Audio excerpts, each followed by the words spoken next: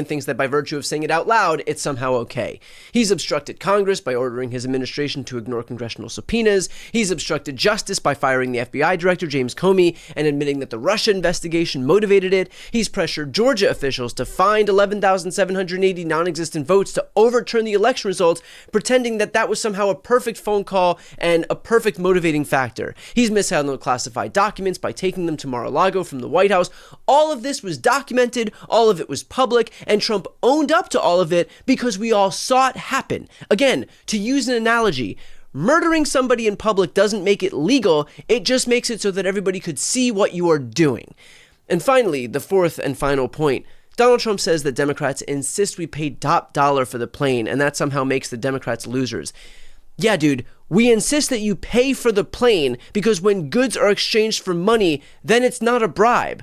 We like when politicians are not corrupt assholes. We think that the ones who are should be prosecuted. Remember Bob Menendez, the Democratic senator from New Jersey? He was corrupt, and Joe Biden's own DOJ prosecuted him, even despite the fact that he's a Democrat, and I applauded it, and the rest of the Democratic base did too, because we are not in the business of cheering on overt corruption, even when people who commit it have D's next to their name.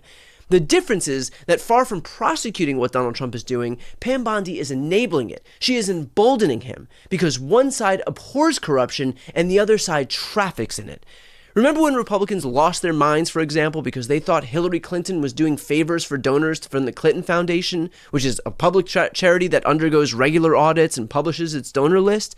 Now we have Donald Trump accepting a $400 million personal gift from a foreign government that wants military hardware, and suddenly it's all very public and transparent. The hypocrisy is stunning, but entirely predictable.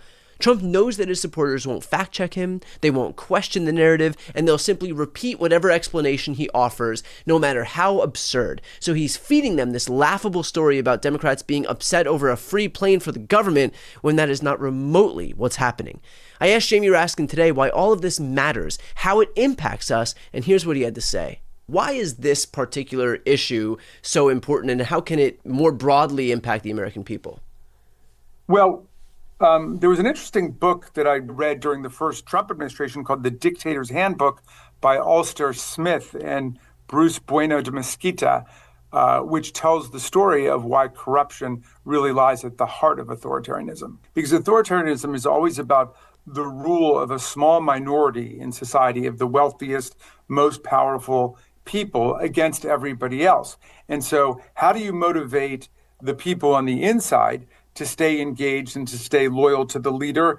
It's through corrupt grifts. And you can look at, the way that Vladimir Putin has his oligarchs, all of whom are billionaires, and he gives them a franchise. Right. He gets a kickback, but then those people prop up the system. But what that means is everybody else is getting ripped off.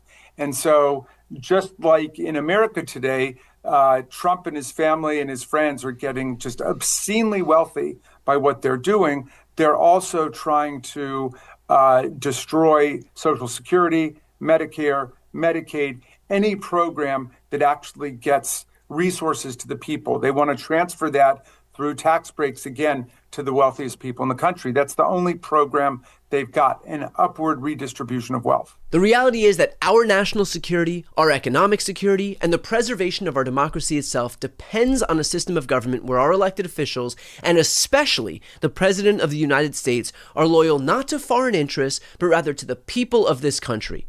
But Trump isn't interested in defending democracy. He is focused on enriching himself. That's why his strategy here, after being caught red-handed in a massive ethics violation, a massive Emoluments Clause scandal, a massive breach of the U.S. Constitution, is to just shout MAGA and hope that his supporters don't notice that foreign governments just bought him off for the bargain price of $400 million.